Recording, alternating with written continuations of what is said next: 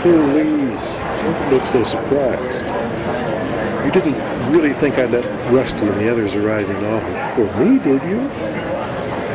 I'm putting on a show, giving a talk. The whole town's here. We're about to begin. Stick around.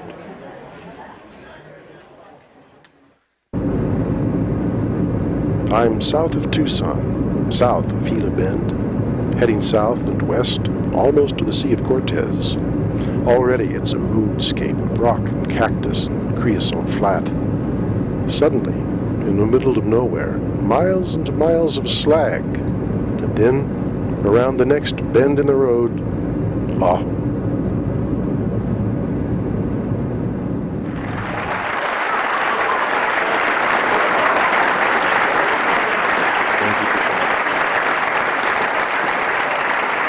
Welcome to Two Birds Productions in Ahu. The voice we arrive at is conditioned by our environment and our attitude to that, our perception of sound and the accuracy with which we hear it, our ear, our individual physical makeup and natural powers, and our wish and need to communicate. So it's very bound up with the formative years, whether we were encouraged to speak or not, what influenced us, etc. And to break from habits of speech can be a huge step to take. In most Western theater, it is the voice that sets up the main bond with the audience. I've crossed into the Sonoran Desert on foot, driven by drought to the north, and gathering violence all across the autonomous zones.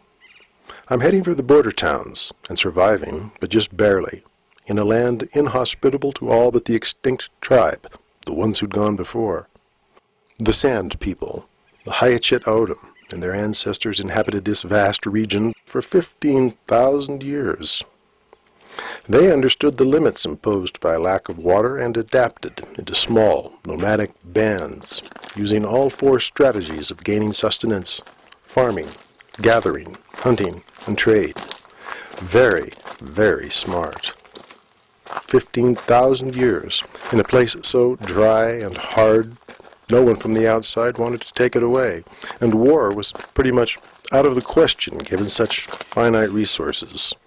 Only cooperation and contingency seemed to work long term.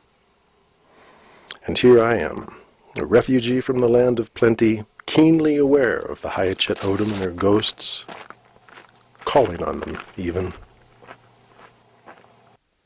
Fear no more the heat of the sun, nor the furious winter's rages. Thou thy worldly task hast done. Home art gone and ta'en thy wages. Golden lads and girls all must, as chimney sweepers, come to dust. The town of 4,500 is roughly half Anglo, 40% Mexican, and 10 to 15% Native American. It's isolated, an island of private land surrounded by parks, a military base, and BLM and tribal lands. The town is here because of the mine. The mine is here because of the copper. There is no surface water. The mine sunk the deep wells, then built the roads and the rails, the train depot and the plaza, the hospital and school, and in a grand style, too, as if to defy the thirst and death for thousands of miles on all sides, as if to say, we belong, we stay. The miners brought in the grinders and smelters, mastered the alchemical processes, and extracted fabulous wealth from an open pit in the ground. Meaning must always dictate the sound, and not the other way around. It is through the words we discover the possibilities of the sound. Listen to how Hopkins uses word and sound. No worst, there is none. Pitched past, pitch of grief, more pangs will, schooled at 4 pangs, wilder ring. Comforter, where is your comforting?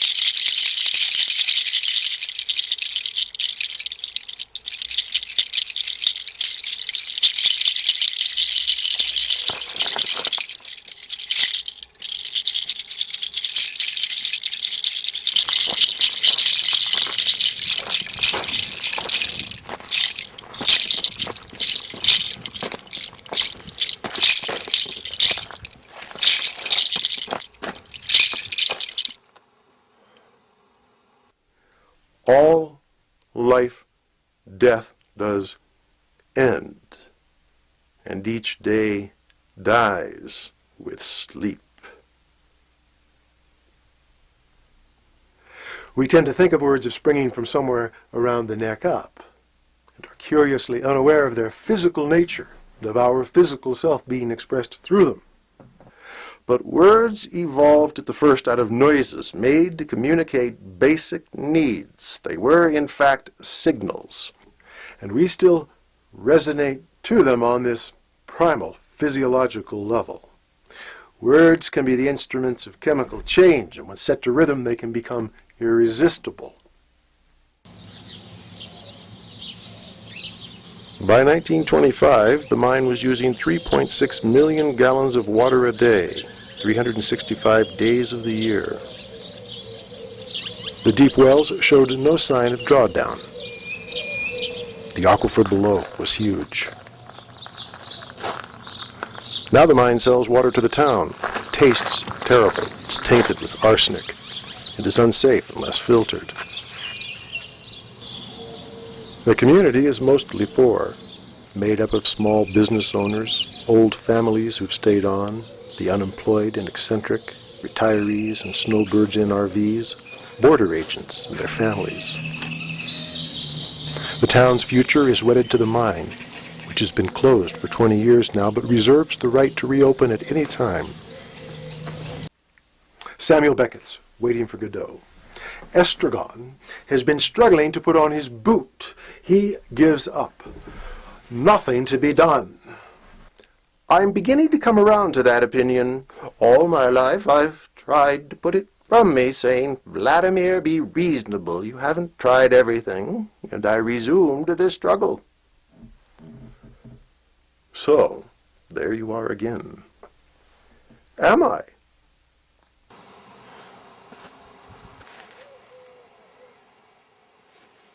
Then, around 1600, everything changed. In rapid succession came the Apache.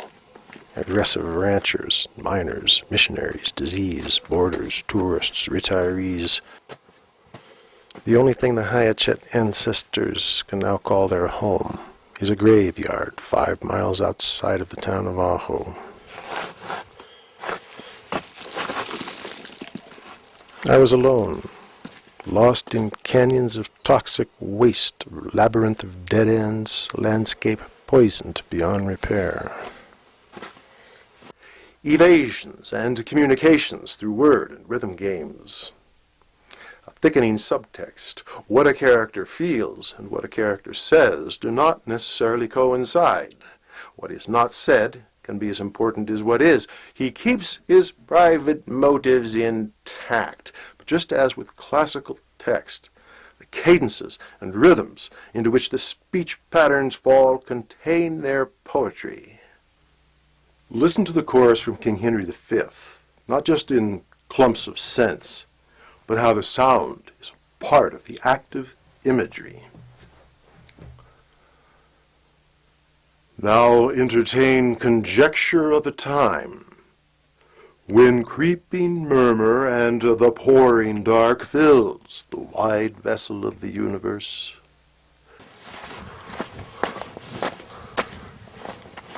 A symbol the Auodum had often carved into the rocks of the southwest was of a man in a maze. Life is a difficult journey. By struggling to survive, the man grows stronger and wiser.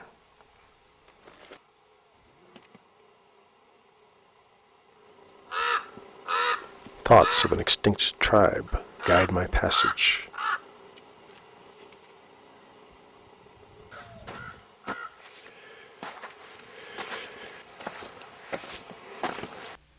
And I must think of breath, not just as the means of making good sound or communicating information, but as the physical life of the thought itself.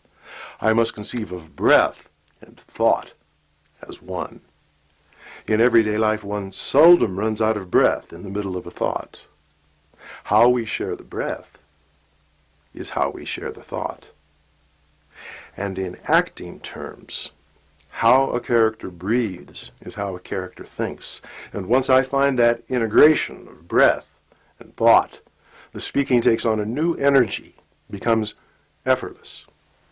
Because I've made the thought my own physically through the breath and muscularity, I don't need to press out my own emotional and intellectual intentions on top of the words. The border towns are a crucible of mutation and change. Individuals and communities alike are forced to evolve or perish forever.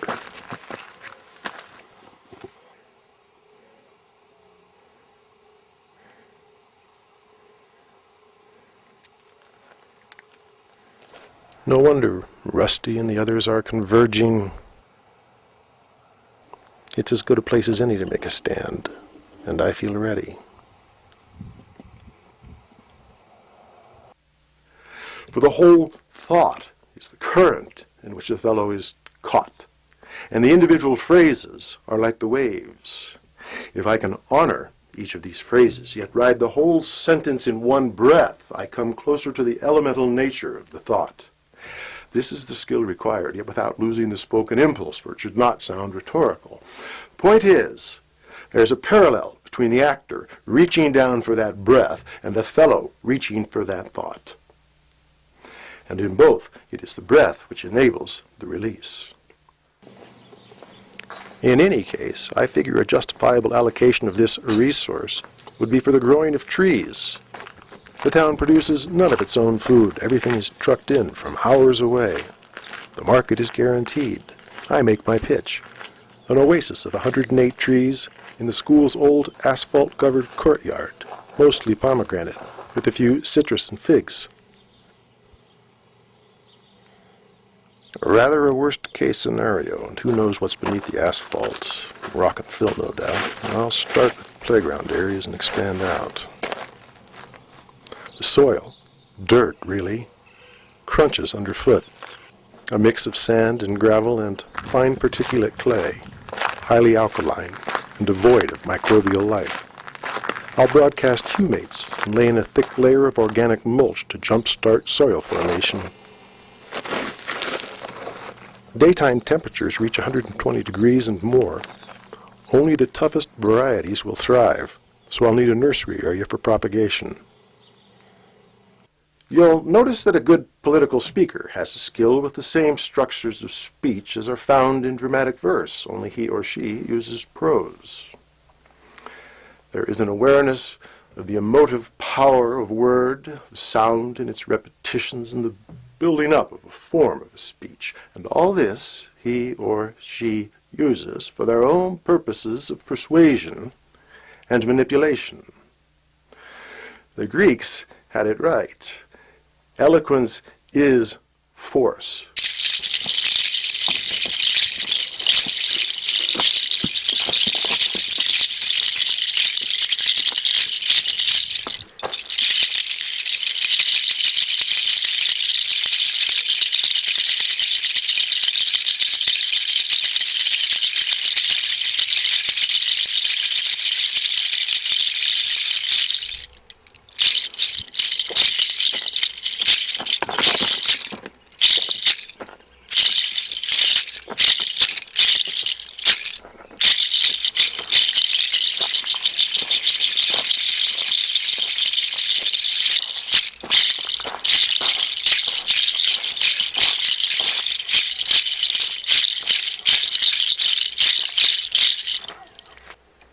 Age cannot wither her, nor custom stale her infinite variety.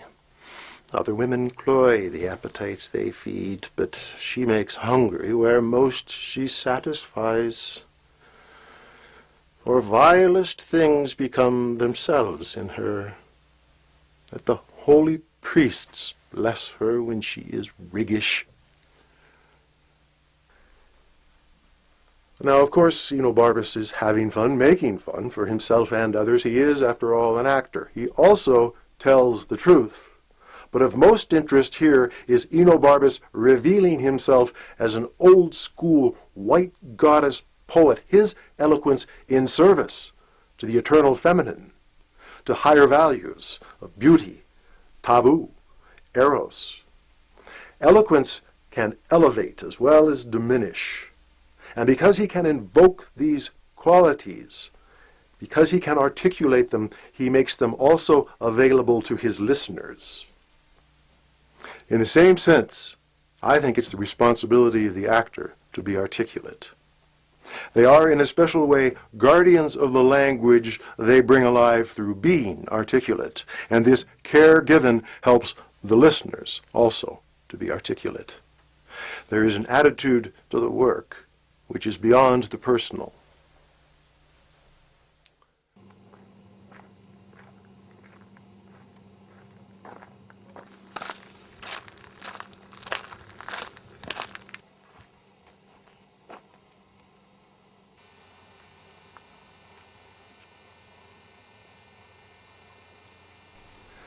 There are three kinds of energy going through a speech: energy from word to word, energy from line to line, and energy from thought to thought. And their interaction gives the specific movement of the thought through the speech. For energy from thought to thought, let's look at Brutus's speech in Julius Caesar. Crown him, that, and then I grant we put a sting in him that at his will he may do danger with. The abuse of greatness is when it disjoins remorse from power. I've got $2,500 to get the ball rolling. I'll begin by punching in 5-foot holes at 10-foot centers, breaking up the dirt, clearing out at least the bigger rocks for where I'll plant the first trees.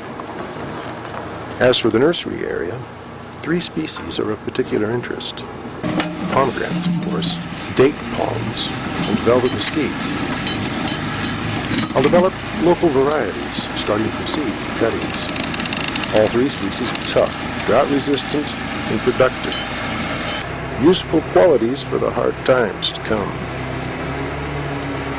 Rainwater and rooftop runoff can be harvested to supplement the drip lines. I'll use every drop. And last but not least, the courtyard needs to be green, fragrant, and beautiful. Someday the buildings around will be full of people. And as always, I'll need a local partner, an apprentice, who can one day manage the nursery and orchard enterprise as his or her own. Using words, Brutus discovers thoughts, and thoughts lead to action. By being explicit, he moves himself. He now can move others, for such is the power of speech. The senators gather. Swayed by Brutus, they agree to assassinate Caesar. Each must stab in turn. Et tu, Brute, then fall, Caesar. The Roman Empire, the most powerful on earth, is suddenly up for grabs. And Mark Antony steps forward and seizes the reins with a speech. Friends, Romans, countrymen, lend me your ears. These endless, humorless iterations of a thirsty, homeless man traversing a bewildering and ruined landscape, don't think I haven't noticed. Always the same patterns and themes, the same thirst. But I've got a sneaky suspicion that all this is about to end now for this particular character. Its last stop, terminal junction for all the familiar routines, and good riddance. I'm done with it. And there it is. I'll just ease my empty, non-existent self into the void, and that's that. Such are the conditions of Zone 9. This is history, my friends, lifted straight from the pages of Plutarch. Shakespeare casting back 1,500 years for a good story of ambition and power. He wrote much closer to his own times as well, in his Lives of the Kings of England. Among his greatest contributions, certainly his greatest passions, the study of power. But not just the study. He reenacts history for all to see and experience.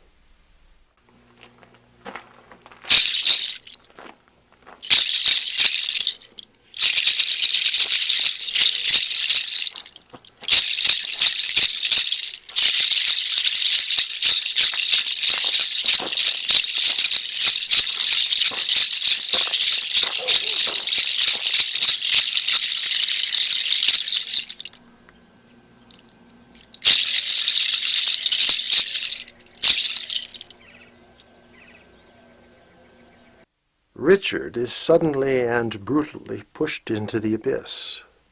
But it's not just the king who is deposed, for with him founders the order of the feudal world. Gone are the illusions of the early Renaissance. The sun does not circle around the globe. There is no order to the spheres or to nature. The king is not the Lord's appointed, and politics is merely the art of acquiring and securing power. Only in Shakespeare's comedies does he recall images of early Renaissance utopia. Only in the Forest of Arden, a different world where different rules and a different language apply, do young lovers come together. Is a just prince restored to his throne? Do free men and women hunt and sing? But back in the brutal world of the histories, the feudal barons are still busily butchering one another. I hear the director of Two Birds is here, that he's performing over in the theater in the old school. He's invited everyone in town. It's late, but I think I'll drop in. I know he's been tracking me for years. So be it. My work now is clear.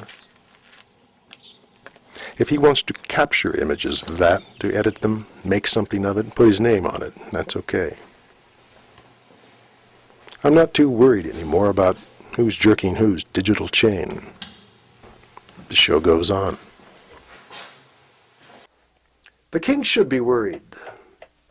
Against the feudal lords, Shakespeare has set the gargantuan figure of Falstaff, Sir John Falstaff, who personifies not just Renaissance lust for life, and laughter at heaven and hell and all the other laws of the realm, but is possessed of a plebeian wisdom and experience. He does not let their history take him in. He scoffs at it. So if the director wants to find me, he knows where to look. But I might be difficult to see. I'll be embedded in the community, absorbed into the project. There is no separation. Any appearance in Part 2 would be strictly documentary in nature. The director can carry the torch from here. He still thinks he has stories to tell, sea stories, and after all we've been through, I am here now. Richard III is the first of those great personalities that Shakespeare endows with the full range of historical experience in order to conclude his tragic reckoning with the real world. The great wheel has turned twice, thrice. A rare peace reigns in the realm, but Richard of Gloucester, deformed, brilliant, out of power, will have none of it.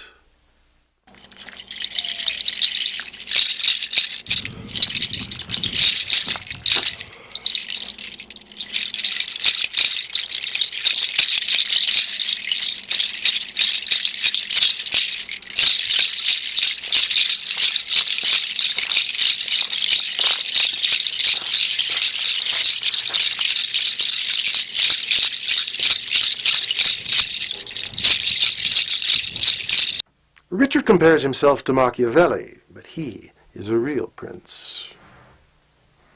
For him, politics is a purely practical affair, amoral, like the building of a bridge or the art of fencing, with the acquisition of power as its aim. Human passions, indeed, men and women themselves, are clay that can be shaped at will.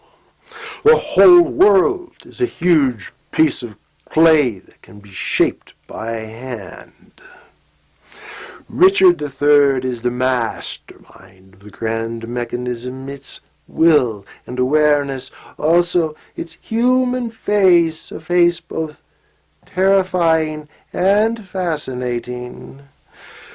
Plots have I laid, inductions dangerous, by drunken prophecies, libels, and dreams, to set my brother Clarence and the king in deadly hate, the one against the other. The man in the torn batik shirt, he answered the call. He survived the jungle and the sea, learned to navigate in his own way, and attained to a persistent electronic presence in Zone 9. Now he joins the ghost of an extinct tribe, never to be seen again. And Rusty. Earnest, optimistic Rusty, growing difficult to detect as an independent ego entity, dedicating the fruits of his labors to a community that may or may not care. Good luck, old chap. But Shakespeare is wiser than the author of The Prince. As Richard ascends the stairs to power, he grows smaller and smaller, as if the grand mechanism is absorbing him. He becomes one of its cogs. Executioner becomes victim. The grand mechanism turns out to be stronger than the man who set it in motion. In the last act of the tragedy, the scene moves from battlefield to battlefield. He flees. He becomes weaker. They are after him. They have caught up. Now he just tries to save his life. A horse, my kingdom for a horse. These are the last words of Shakespeare's histories.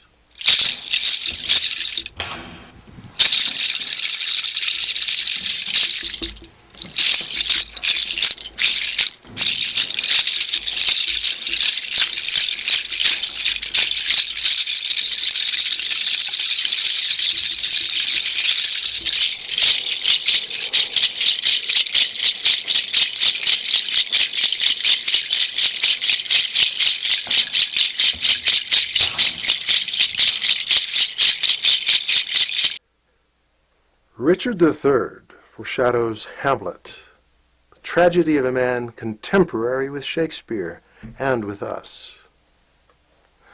For Hamlet has been a most mutable play, like a template through which 400 years of successive generations have seen their own image. As a character, Richard III, impressive though he may be, is more or less a fixed quantity from start to finish. But there are many Hamlets. Hamlet the prince, subject to the grand mechanism. Hamlet the poet. Hamlet the warrior. Hamlet the lover. Hamlet the murderer. Hamlet the philosopher. And all this the actor must encompass and, most importantly of all, deliver to the audience. Hamlet himself thought this part so important that in his discussion with the players who would perform his words, his play, for Claudius and the court, the play wherein I'll catch the conscience of the king, he makes his point of view explicit. Speak the speech, I pray you, as I pronounced it to you, trippingly upon the tongue. But if you mouth it, as many of your players do, I had as lief the town crier spoke my lines. For in the very torrent, tempest, and, as I may say, whirlwind of passion, you must acquire and beget a temperance that may give it smoothness. Oh, it offends me to the soul to see a robustious, periwig-pated fellow tear a passion to tatters, to very rags, to split the ears of the groundlings. Pray you, avoid it. Be not too tame either, but let your own discretion be your tutor. Suit the action to the word to the action, with this special observance that you o'erlook not the modesty of nature, for anything so overdone is from the purpose of playing, whose end both at the first and now was and is to hold as 'twere the mirror up to nature, to show virtue her own feature, scorn her own image, and the very age and body of the time his form and pressure. And finally, the director. He'll need the most luck of them all. He faces the greatest odds. For him, the Human Race series is only just beginning. How strange and admirable.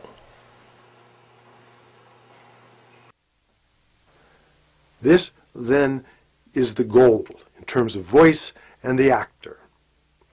Readiness, which is a state wherein the actor is free, innerly and outerly, to be a part of the action, which is new every moment.